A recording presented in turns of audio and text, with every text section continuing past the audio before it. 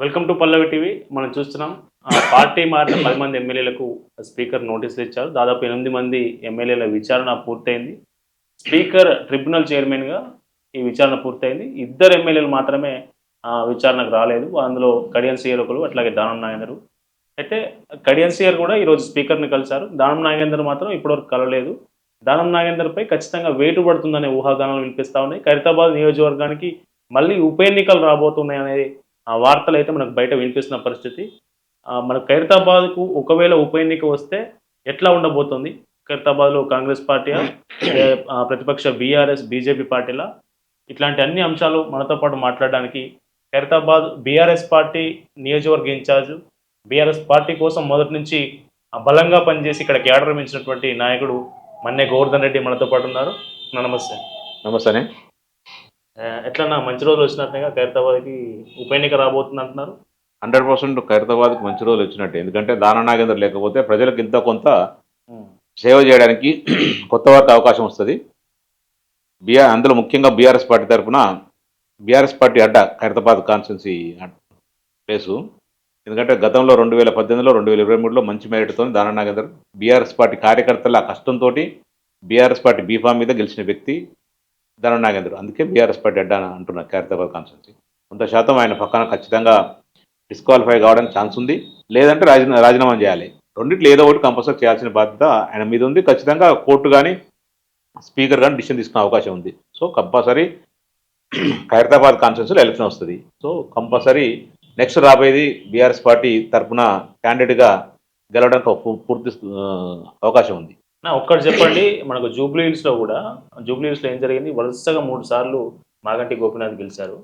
మొన్న జరిగిన ఉప ఎన్నికల్లో అసలు తారుమారైపోయింది. రిజల్ట్ మొత్తం తారుమారైన పరిస్థితి. ఆ ప్రభుత్వం యంత్రాంగం మొత్తం అక్కడ దృష్టి కేంద్రీకరించి పనిచేసిర్రు. ఇప్పుడు ఒకవేళ ఖైరతాబాద్ కూడా మళ్ళీ ఉప ఎన్నిక వస్తే బీఆర్ఎస్ పార్టీ మళ్ళీ గెలుస్తుందన్న హామీ ఎట్లా చెప్తారు? ఆ భరోసా ఏంటి? ఎప్పుడు ఒకసారి ఒక తీరుగా ఉండదు రిజల్ట్. సరే అక్కడ నిజంగా కూడా ఎలక్షన్ కమిషన్ని లేదా పోలీస్ డిపార్ట్మెంట్ని రౌడిజం మంచి చెడు అన్నిటి వాడిరు. ఎన్ని రకాలుగా ఆ వాడలను అన్ని రకాల వాడి గెలవడం జరిగింది. ఇక్కడ ఖైరతాబాద్ కాన్స్టిట్యూన్స్ చాలా డిఫరెంట్ ఉంటుంది. అక్కడ పూర్తి స్లమ్ ఉంటుంది. ఇక్కడ ఖైరతాబాద్ కాన్స్టిట్యూన్స్లో 10 ఎడ్యుకేటెడ్స్ ఉన్నారు. మ్యాక్సిమం ఎడ్యుకేటెడ్స్ ఉంటారు. సో అక్కడ ఉన్న తీర్పు ఇక్కడ ఉన్నది కాదు. నెక్స్ట్ అక్కడ ఒకటి క్యాండిడేట్ కూడా కొంత ప్లస్ అయింది. అక్కడ అవిన్ యాదవ్ గారు కొంచెం 2014లో పోటీ చేసిండు ఎంఐఎం తరఫున. 2018లో ఇండిపెండెంట్ పోటీ చేసిండు. ప్రజలతో మమేకమైనడు. ప్రజలు కూడా కొంత ఆయన కావాలని కోరుకోరు. అలా ఫాదర్ కొంత నేపథ్యం ఏమున్నా కూడా అతను మంచి వ్యక్తిత్వం ఉన్నా అని చెప్పి కొంతమంది ప్లస్ కూడా అయింది అది. సో ఈడ కూడా మన ఖైరతాబాద్ కాన్స్టిట్యున్సీలో కూడా చాలా మంది చదువుకున్న వాళ్ళు ఉన్నారు. అట్లా స్లమ్ లేదు. ఈడ మాత్రం కొంత ఆలోచించి చేస్తారు. ఎందుకంటే దానం నాగేందర్ మీద 2009 నుంచి 2014 చూసారు. 2018 నుంచి 2023 వరకు చూసారు. మధ్యలో 2014 నుంచి 18 వరకు ఆయన కనుమరుగయ్యాడు. ఎందుకంటే ఆయన 10 ఉంటేనే ప్రజలు కనబడతాడు. ప్రజలు కనబడ్డది. ఆయన వ్యాపారం చేసుకుంటుంటాడు. ఆ రాజకీయాన్ని అడ్డం పెట్టుకుని కోట్ల రూపాయలు సంపాదిస్తుంటాడు.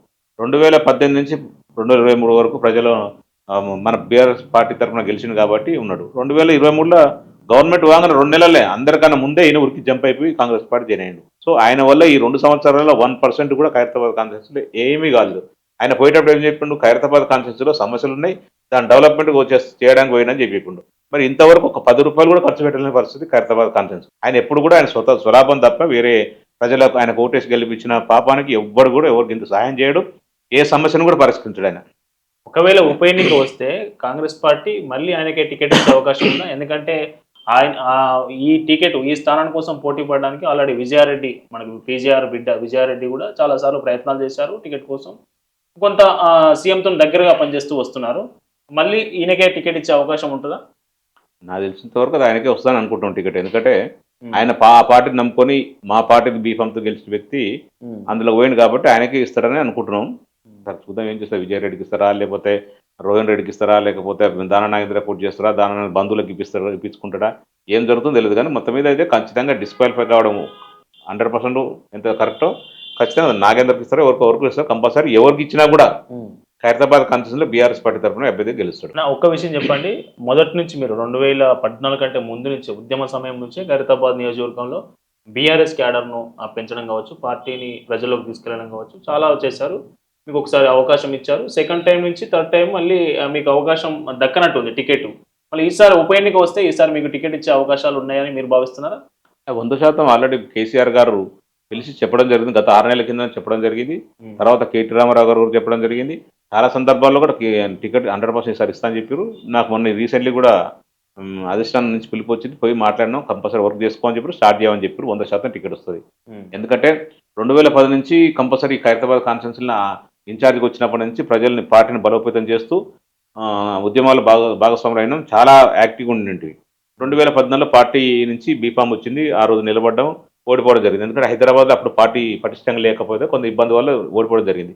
2014 నుంచి 2018 వరకు మంచి కార్యక్రమాలు ఏదైతే మన ప్రభుత్వం ఉండే, కేసీఆర్ గారు ముఖ్యమంత్రిగా, కేటీ రామారావు గారు మున్సిపల్ శాఖ మంత్రిగా ఉండి వాళ్ళిద్దరి సమక్షంలో మంచి డెవలప్మెంట్ చేసినాం. ఇదంతా చూసుకొని దానా నాగేంద్ర రెడ్డికి బీఆర్ఎస్ పార్టీలో అయితే గెలుస్తారు, వేరే పార్టీ అయితే గెలవనని చెప్పేసి మా పార్టీకి రావడం జరిగింది. వచ్చి కాళ్ళెల్లో వాడేసి బీఫామ్ తీసుకుని గెలిచిండు. తర్వాత మీకు తెలిసిన విషయం 2023లో కూడా మళ్ళీ బీఫామ్ తీసుకొని మళ్ళీ పార్టీ తరఫున మళ్ళీ గెలిచిండు. 2023లో పార్టీ ఓడిపోగానే ఇమీడియట్లీ పార్టీని తిట్టుకుంటూ అందులోకి పోయాడు. ఆయన నేపథ్యం ఏంటంటే ఏడు అన్నం పెడితే ఆడ సున్నం పెడుతుంటాయి ఆయనకు. ఎందుకంటే 2000 అసలు కాంగ్రెసే ఆయన జీవితం ఇచ్చింది. కాంగ్రెస్ 2004 టికెట్ ఇవ్వకపోయేవరకు ఇమీడియట్ టీడీపీ పోయిండు. టీడీపీ నుంచి గెలిచిండు. మళ్ళీ వైఎస్ రాజశేఖర రెడ్డి ముఖ్యమంత్రి కాగానే అది టీడీపీ రాజీనామా చేసి మళ్ళీ కాంగ్రెస్కి వచ్చిండు. కాంగ్రెస్లో గెలిచిండు, ఓడిపోయిండు బై ఎలక్షన్లో. ఓడిపోయిన తర్వాత 2009లో గెలిచిండు. తర్వాత 2014 ఓడిపోగానే 2018లో మళ్ళీ అదే పార్టీని బీసీలకు అన్యాయం చేసింది, బీసీ వ్యతిరేక పార్టీ, ఆ చెత్త పార్టీ అదేదని చెప్పి తిట్టుకుంటూ మా పార్టీలోకి వచ్చిండు. ఆయన నేపథ్యం ఏంటంటే ఎవరు అన్నం పెట్టి ఎవరు అవకాశం ఇస్తే వాళ్ళు తిట్టుకుంటూనే పోతుంటాడు. ఆయన కరెక్ట్గానే కాదు, ఆయన బిహేవియర్ కరెక్ట్గానే కాదు. మళ్ళీ మొన్న వచ్చేసి అసెంబ్లీ సాక్షి మా పార్టీ బీఫామ్ మీద గెలిచి మా పార్టీ నాయకుల్ని తిట్టిండు. కాళ్ళు ఎరగొడతాం, బయట రండి చూద్దామని చెప్పేసి నీ అమ్మ నీ ఏదో పిచ్చి పిచ్చి మాట్లాడు ఒక గల్లీ వీధి రౌడీ కంటే దారుణంగా మాట్లాడిన వ్యక్తిత్వం ఉన్న నాగేందర్ ఆయన. అట్లాంటి నాగేందర్కి ఇప్పుడు ఖైరతాబాద్ కాన్స్టిట్యూన్సీలో ఓట్లు వేసే పరిస్థితి లేదు. ప్రజలందరూ కళ్ళతో 1000 కళ్ళతో చూస్తారు ఎప్పుడు ఎలక్షన్ వస్తాయా, ఎప్పుడు కర్రు కాల్చి వాత పెడదామని చెప్పి నాగేందర్కు 100% ఆయన ఓడిపోతాడు. ఆయన కానీ కాంగ్రెస్ పార్టీ ఖచ్చితంగా ఎన్ని జిమ్మికులు చేసినా, కాంగ్రెస్ పార్టీ లేదా జూబ్లీస్ పార్టీలో జూబ్లీస్ కాన్స్టిట్యూన్సీలో ఎన్ని జిమ్మికులు చేసిందో, ఎన్ని అంతకన్నా రెండుతల జిమ్మికులు చేసినప్పుడు కష్టం ఖైరతాబాద్ కాన్స్టిట్యూన్సీలో. అందుకని మంచి ఖైరతాబాద్ కాన్స్టిట్యూన్సీ చదువుకున్న పిల్లలు ఉన్నారు, చదువుకున్న వాళ్ళందరూ ఉన్నారు, మంచి కాలనీస్ ఉన్నాయి, మంచి స్లమ్ ఉంది. అందరూ కూడా బీఆర్ఎస్ పార్టీ చేసిన సంక్షేమాన్ని గుర్తుపెట్టుకున్నారు. ఖచ్చితంగా 100% బీఆర్ఎస్ పార్టీకి కేసీఆర్కి ఓటేస్తారు. ఇప్పుడు మనకి ఖైరతాబాద్ విషయానికి వస్తే మీరు ఏం చెప్పి ఓట్లాడకపోతా ఉన్నారు, ఏం చెప్పి ఓట్లాడుతారు? మీ ప్రచారం కనుక మీరు ముందుకెళ్ళబోతే ఈ ఎన్నికలు ముందుకెళ్ళడానికి మీ దగ్గర ఉన్న అస్త్రాలు ఏంటి? ఉద్యమ సమయంలో తెలంగాణ ఎట్లా తీసుకొచ్చినా నెంబర్ 1 చెప్తాం. తెలంగాణ కొరకు నేను కష్టపడ్డా, కేసీఆర్ గారి నాయకత్వంలో, కేటీఆర్ గారి నాయకత్వంలో 100% ఖైరతాబాద్ కాన్స్టిట్యూన్సీలో పనిచేసినాం. ఖైరతాబాద్ కాన్స్టిట్యూన్సీలో ప్రజలను కూడా మమేకం చేస్తూ, కార్యకర్తలను ఉద్యమకారులను మమేకం చేస్తూ కలుపుకొని తిరిగిన వ్యక్తిత్వం నాది. అదే నాగేంద్ర గారు ఇదే తెలంగాణ ఉద్యమాన్ని కించపరిచిన వ్యక్తి. అది కూడా మేము ఎక్స్పోజ్ చేస్తున్నాం. అదే బీసీ నాయకులను, బీసీ స్టూడెంట్స్ని, విద్యార్థులను కొట్టిన ఘనత మన దానా నాగేంద్ర గారికి ఉంటుంది. అడ్వకేట్లు ఇంటి మీద తెలంగాణ గురించి చెప్పుదామని ఎక్స్ప్లెయిన్ చేయాలనుకుంటే రోడ్డు మీద పట్టుకొని అడ్వకేట్లను కొట్టిన సందర్భం ఉంది. ఆయన తెలంగాణ వ్యతిరేకి, పూర్తి వ్యతిరేకి, అదొకటి చెప్పగలుగుతాం. ఒకటి. రెండవది, ఈ ఖైరతాబాద్ కాన్స్టిట్యూన్సీలో 2 సంవత్సరాలు డెవలప్మెంట్ గురించి పోయినాడు. 2 సంవత్సరాల నుంచి ఏమి 1% చేయలేదు. ఏ రోజు కూడా దానా నాగేంద్ర ప్రజలకు యోగక్షేమాలు పట్టించుకోలేదు, బస్తీలో ఉన్న సమస్యలను పట్టించుకోలేదు, ప్రజలకు ఏ రోజు అందుబాటులో లేడు. ప్రజలు ఇంటి మీదకి పోతే ఇంటికాడ ఎందుకు వస్తారో రోజు ఇదే పని, మీకేం పని లేదని చెప్పేసి తిట్టిన సందర్భం ఉంటుంది. ఆయన వల్ల ప్రజలకు, తెలంగాణ ప్రజలకు కానీ లేదా ఖైరతాబాద్ కాన్స్టిట్యూన్సీ ప్రజలకు కానీ ఎక్కడ 1% లాభం లేదు, గౌరవం కూడా లేదు. అట్లాంటప్పుడు ఓట్లు ఎందుకు వస్తుంది చెప్పండి? ఖచ్చితంగా కూడా ఖైరతాబాద్ కాన్స్టిట్యూన్సీలో మేము ప్రచారం చేసేటప్పుడు కేసీఆర్ గారు ప్రభుత్వం ఉన్నప్పుడు 10 సంవత్సరాల్లో చేసిన సంక్షేమం, డెవలప్మెంటు, ముఖ్యంగా హైదరాబాద్ చేసిన ఫ్లైఓవర్స్, కేటీఆర్ రామారావు గారు మున్సిపల్ శాఖ మంత్రిగా, హెచ్ఎండిఏ మంత్రిగా ఉన్నప్పుడు ఎంత డెవలప్మెంట్ చేసినామో, ఎలాంటి కార్యక్రమాలు చేసినామో మొన్న అన్ని ముందు పెడతాం ప్రజలకు. అలాగే పింఛన్స్ గురించి 200 రూపాయల పింఛన్ 2000 రూపాయలు చేసిన పింఛన్, ఇవన్నీ చెప్పుకుంటూ కేసీఆర్ కిట్టు, కళ్యాణ లక్ష్మి, షాదీ ముబారకు, 100 స్కీములు చెప్తాం. నెక్స్ట్ రాబోయే గవర్నమెంట్ కూడా ఖచ్చితంగా బీఆర్ఎస్ పార్టీ కాబట్టి మా అభ్యర్థి గెలిపని చెప్తాం. మా సంక్షేమాన్ని, డెవలప్మెంట్ చూపించుకుంటూ ఎలక్షన్లకు పోతాం, క్యాన్వసింగ్ చేస్తూ ఓట్లాడుతాం. ప్రకాష్ నగర్లో ఒక ఇష్యూ జరిగిందని అప్పుడు వీళ్ళంతా మాకు కబ్జా చేస్తున్నారు మా స్థలాన్ని అంటూ వాళ్ళు ప్రజాభవన్, ఇప్పుడు మన ప్రభుత్వం పెట్టినటువంటి ప్రజాభవన్కి ప్లకార్డులు పట్టుకొని, బ్యానర్లు పట్టుకొని వచ్చి ఆందోళన చేసిన పరిస్థితి ఏంటి? అసలు ఆ ఇష్యూ ఏంటి? ఈయన పాత్ర ఏమైనా ఉందో? ఇప్పుడు ఒకటి గుర్తుపెట్టుకోండి, నాగేందర్ గారి గురించి చెప్పాలంటే ఎంత చెప్పిన తక్కువే. అదే రేవంత్ రెడ్డి గారు 2023 ఎలక్షన్లో కాంగ్రెస్ పార్టీ తరఫున ప్రచారం చేస్తూ దానం నాగేందర్ గారిని దివాంచి భారత్ దగ్గర బీడీలు అమ్ముకున్న వ్యక్తి ఈ రోజుకి ఇన్ని వేల కోట్లు ఎక్కడి నుంచి వచ్చినాయని చెప్పిండు. ఆ వ్యక్తే ఈరోజు కాంగ్రెస్ పార్టీలో పడితే గొప్పగా గౌరవం కనబడుతుండు రేవంత్ రెడ్డి గారికి. ఒకటి ఇదే దానం నాయకంతో రేవంత్ రెడ్డి గారు పొట్టోడు యాక్టరు సినిమా యాక్టరు వెంకటారు ముంగట వాడు వీడు అని 100 మాటలు చెప్పిండు. ఇప్పుడు ఏముందంటే దొంగ దొంగ అని ఇద్దరు కలుసుకున్నట్టు అయిపోయింది పరిస్థితి. ఒకటి. రెండవది మీరు అడిగిన ప్రశ్నకి ఏంటంటే ప్రకాష్ నగర్లో 28,500 గజాలు రీషేన్ చేయించుకున్నాడు. అక్కడ చాలా మంది పేదవాళ్ళు ఉండే కొన్ని సంవత్సరాల నుంచి గుడిసెలు ఉండే ఇల్లు చిన్న చిన్న గుడిసెలు వేసుకొని కట్టుకునే వాళ్ళు వాళ్ళందరినీ దౌర్జన్యంగా ఖాళీ చేయించేసి ఫెన్సింగ్ వేసేసి ఆడ అపార్ట్మెంట్ కట్టాలని ప్లాన్తో ఉన్నాడు. ఎవరిదో పాత డాక్యుమెంట్ ముస్లింల డాక్యుమెంట్ కొనుక్కొని దాని ద్వారా ఏదో అక్కడ ఉందో లేదో తెలియదు కానీ అందరిని బెదిరించేసి అక్కడ ఆక్యుపై చేసుకున్నారు. రాజకీయాన్ని అడ్డం పెట్టుకొని ఆయన చేసే పనులన్నీ ఇవే.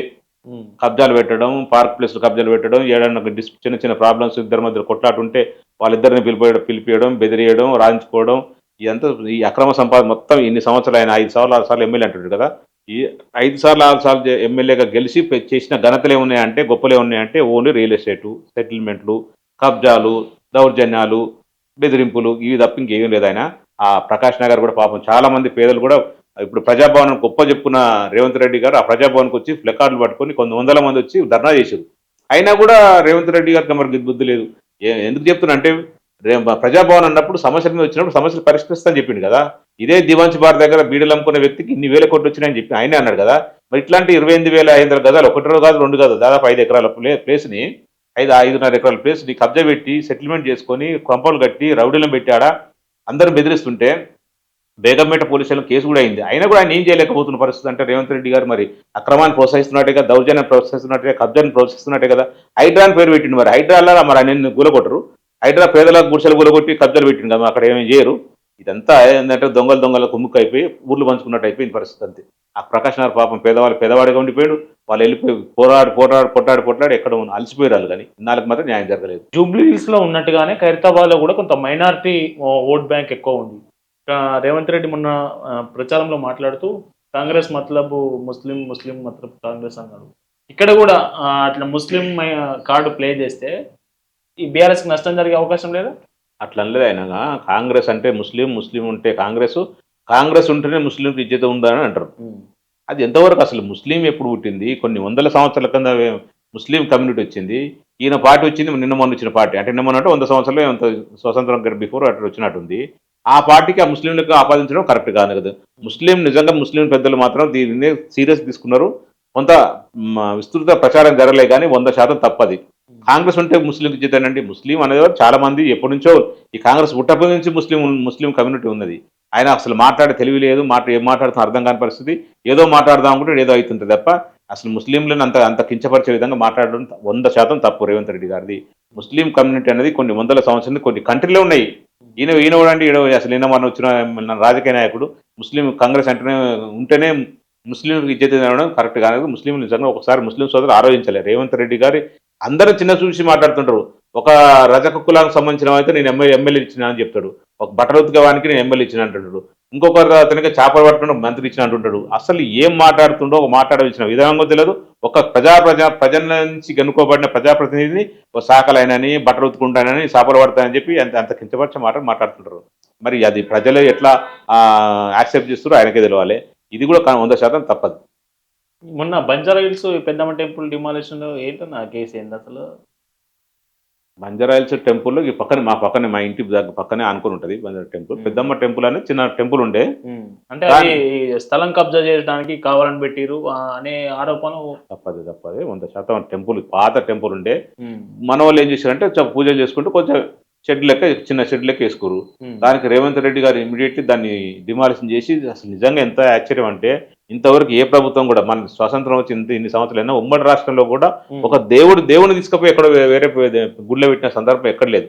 కాకపోతే కట్టకుండా ఆపిన సందర్భం ఉంటుంది, పూజలు చేసుకున్న సందర్భం ఉంటుంది తప్ప అసలు దేవుడితో సహా లేపి ఎక్కడో తీసుకుపోయి పెట్టారు. ఎంత దారుణం అంటే దారుణం. మరి దేవుడు నిజంగా అమ్మవారు ఉంటే మాత్రం ఖచ్చితంగా పనిష్మెంట్ చూపిస్తుంది. అది తప్పు. పాత పురాణ కాలం నుంచి వచ్చిన దేవుడు, అది కొత్తగా ఏం పెట్టలేదు. కబ్జా పెట్టడం గురించి ఏం కాదు. చాలా సంవత్సరం నుంచి నేను చూసినప్పటి నుంచి 20 సంవత్సరం నుంచి 25 సంవత్సరం నుంచి గుడి ఉంది. ప్రతి బోనాలు చేస్తుంటారు యాదవ్ సోదరులు ఇక్కడ. అది కొత్తగా పెట్టింది కాదు. ఏముంది రేవంత్ రెడ్డి అక్కడ రియలైజ్ చేయాలని చెప్పేసి అమ్మవారు ఉంటే కొంత ప్లేస్ ఒక 500 గజాలు 1000 గజాలు వదలవలసి వస్తుంది, రోడ్ వదలవలసి వస్తుంది అని చెప్పేసి ఆయన అది రియల్ ఎస్టేట్కు కొంత అడ్డు తగులుతుందని చెప్పేసి తీసుకుపోయి తీయడం జరిగింది తప్ప దానివల్ల కొత్తదేం కాదు. కావాలని ఎవరు కబ్జా పెట్టడం గురించి కాదు. 100% అమ్మవారి టెంపుల్ ఉంది. మేము కళ్ళతో చూసిన చెప్తున్నాం. ఇప్పుడు ఖైరతాబాద్ ఉప ఎన్నిక వస్తే ఆ అంశం నష్టం చేసే అవకాశం లేదా కాంగ్రెస్? 100% ఉంటుంది. ఎందుకుండదు? హిందువులు అనేవారు కొంత నా అమ్మవారు పెద్దమ్మ తల్లిని అమ్మవారు నమ్మేవారు, అమ్మవారు పూజించిన వాళ్ళు, బోనాలు చేసిన వారు ఖచ్చితంగా ఓటేస్తారా? వాళ్ళు కింద మీద తలకి కిందికి కాలు పైకేసినా ఓటేయరు. చాలా మంది చూసిర్రు కదా! బీజేపీ వాళ్ళకి సంబంధించిన వాళ్ళు, మా పార్టీకి సంబంధించిన వాళ్ళు అందరూ కూడా కొంత ఆడ ఇష్యూ చేసిర్రు. అందరికి తెలుసది. కావాలని రేవంత్ రెడ్డి గారు రియల్ ఎస్టేట్ డబ్బులు ధనార్జన కొరకు ఎట్లా చేసి దాన్ని వేల కోట్లకు అమ్ముకోవాలని చెప్పే ఉద్దేశంతోటి అమ్మవారు ఉంటే కొంత ప్లేస్ ఇబ్బంది అయితే కట్టేవాడు కూడా తీసుకోడు, కొనేవాడు కూడా తీసుకోవాలని చెప్పేసి కొంచెం ఆ ఉద్దేశంతో అక్కడ చేసింది తప్ప 100% ఆ టెంపుల్ ఉంది. దాన్ని ఖచ్చితంగా రేవంత్ రెడ్డి గారి కాంగ్రెస్ పార్టీకి నష్టం జరుగుతుంది. ఓకే. ఫైనల్‌గా ఒక క్వెషన్‌కి ఆన్సర్ చెప్పండి అన్న. సూటి ప్రశ్న. మీకే ఎందుకు టికెట్ ఇయ్యాలే? టికెట్ ఇస్తే గెలుస్తారన్న గ్యారంటీ ఏంటి? 2010 నుంచి ఖైరతాబాద్ కాన్ఫరెన్స్‌లో ఇన్ఛార్జిగా ఉన్నా. హ్మ్. పార్టీ ఏం లేని రోజులలో కూడా కొంతమంది నా ఉద్యమకారులతో కలిసి పార్టీని విస్తృతంగా ప్రచారం చేసి ఉద్యమంలో పార్టిసిపేట్ చేసినాం. ఉద్యమాన్ని ఉధృతం చేసిన ఖైరతాబాద్ కాన్ఫరెన్స్‌లో. ముఖ్యంగా ఖైరతాబాద్ కాన్స్టిట్యున్సీ హైదరాబాద్ గుండెకాయ లాంటిది. ఖైరతాబాద్‌లో కాన్స్టిట్యున్సీలో ఉద్యమాలు చేస్తే మొత్తం రాష్ట్రం మొత్తం వ్యాపిస్తాయి. అట్లాంటి ప్లేస్‌లలో ఇదే దాన నాగేందర్ గారు 2009 నుంచి 2014 మినిస్టర్‌గా ఉన్నప్పుడు ఆయన ఎవరిని కూడా తెలంగాణ అంటే కొట్టేటోడు కదా! ఆ టైంలో కూడా నేను తెలంగాణ పార్టీకి, టీఆర్ఎస్ పార్టీకి పనిచేస్తూ ఉద్యమాన్ని ఉధృతం చేసిన సందర్భం ఉంది. రెండోది 2014లో పోటీ చేసిన తర్వాత 2014 ఓడిపోయిన తర్వాత కూడా ఏ రోజు వెనక్కి అడుగేయలేదు. ఆ రోజు నుంచి ఈ రోజు వరకు 2018 టికెట్ రాకపోయినా, 2023 టికెట్ రాకపోయినా ప్రజలతోనే మమేకమైనా. నేను ఒకటే డిసైడ్ అయిపోయినా. ప్రజలతోనే మమేకమైతే ఖైరతాబాద్ కాన్స్టిట్యున్సీ నేను చనిపోయే వరకు నా కట్టే కాలే వరకు కూడా ఖైరతాబాద్ కాన్స్టిట్యున్సీలో ఉండాలి. ఖైరతాబాద్ కాన్స్టిట్యున్సీ ప్రజలకే సేవ చేయాలి. మంచి జరగని, చెడు జరగని ఏది జరిగినా మన మంచికి అనుకోని ఉద్దేశంతోనే తిరిగినా. ఈ రోజు కూడా అన్ని కార్యక్రమాలు అటెండ్ అవుతుంటా ప్రతిరోజు కూడా. బస్సులో సమస్యలు ఉన్నా, లేకపోతే మంచి సావులకైనా, పెళ్ళిళ్ళకైనా ప్రతి కార్యక్రమానికి అటెండ్ అవుతుంటా. ప్రజలతో కలిసి ఉన్నా. సో అందరూ ఖచ్చితంగా నన్ను ఆదరిస్తారని చెప్పి నమ్ముతున్నాను. నేను కూడా బీజేపీ నాయకులకు కానీ, కార్యకర్తలకు కానీ, కాంగ్రెస్ కార్యకర్తలు కానీ, కాంగ్రెస్ నాయకులు నేను ఎప్పుడు చిన్న డిస్టర్బెన్స్ చేయలేదు. వాళ్ళందరూ కూడా నాకు అభిమానిస్తారు. 100% నాకు అవకాశం ఇస్తారని చెప్పి నాకు పూర్తి నమ్మకం ఉందా. ఖైరతాబాద్ కాన్స్టిట్యున్సీ ప్రజలు ఎప్పుడు ఎలక్షన్ వచ్చినా కూడా బీఆర్ఎస్ పార్టీకి నాకు ఓటు వేయడానికి సిద్ధంగా ఉన్నారని చెప్పి పూర్తి నమ్మకం, విశ్వాసం ఉంది. అందుకే 100% ఖైరతాబాద్ కాన్స్టిట్యున్సీలో బీఆర్ఎస్ పార్టీ అభ్యర్థిగా నేను గెలుస్తానని చెప్పి పూర్తి నమ్మకం ఉంది. ఇది మొత్తానికి ఖైరతాబాద్‌లో ఉప ఎన్నిక రాబోతోంది. ఉప ఎన్నికలో ఆ పార్టీ అధిష్టానం నాకు ఆ టికెట్ ఇస్తే నేను ఖచ్చితంగా ప్రజల్లోకెళ్ళి ప్రజలను ఓట్లు అడిగి విజయం సాధించే దిశగా ముందుకెళ్తామని మన్నె గోవర్ధన్ రెడ్డి మనతో పాటు చెప్తా ఉన్నారు. కెమెరామెన్ కిరణ్‌తో కరుణాకర్.